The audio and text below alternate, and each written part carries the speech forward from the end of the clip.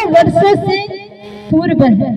इसकी उत्पत्ति के विषय में किसी को नहीं पता, किंतु हाँ, जैसे आप अपनी माँ की उत्पत्ति के विषय में नहीं जान सकते, इसी प्रकार हम आद्य शक्ति रूपी सनातन की उत्पत्ति के विषय में नहीं जान सकते। ये विश्व जब नहीं था तभी भी सनातन था, और ये विश्व नहीं रहेगा तभी भी सनातन ही रहेगा, और हम सभी को सनातन में ही लीन होना है। उसमें भी संपूर्ण विश्व की धड़कन है हमारी भारत माता। भारत बहुत सुंदर नाम है। भा अर्थात प्रकाश और रत अर्थात उसमें दी। जो बंधु जो भक्त सदैव भारत के प्रकाश में लीन है, उस ब्रह्म विद्या में लीन है, ऐसे भक्त को भारतीय कहते हैं। और हम राष्ट्र भक्त हैं, हम राम के अनुयायी हैं, राम के पद चिन्हों पर चलने वाले प्रेमी हैं। राम अर्थात राष्ट्र, माँ अर्थात मंगल, राम अर्थात राष्ट्र, माँ अर्थात मर्यादा। तो राम जी भी धर्म के अनुयायी हैं। उन्होंने भी सनातन को आगे बढ़ाने के लिए अपना इस सनातन का शस्त्र और शास्त्र अपने हाथों में लिया है।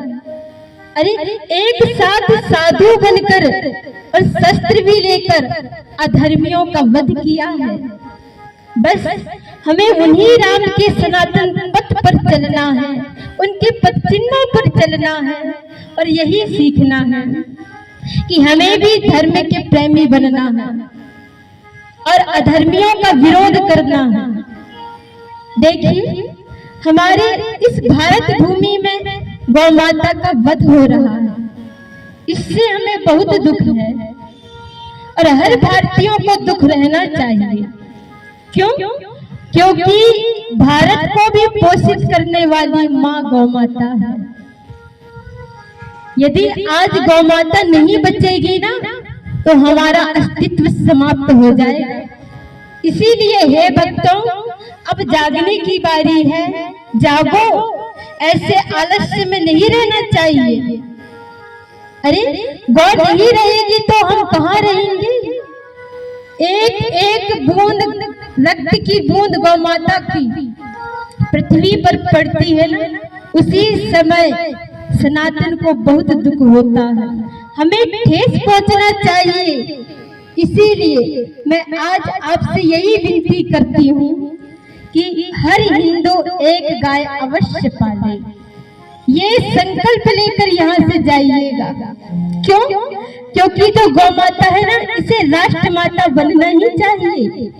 क्योंकि पृथ्वी को जब दुख आता है ना, अन्याय इसको सताते हैं, तो पृथ्वी भी गौ का रूप धारण करके उन देवताओं के सम्मुख जाती है अपने दुख को बताने के लिए। इसीलिए गौ माता का पालन कीजिए, गौ दूध का सेवन कीजिए। हमारी यही विनती है आपसे।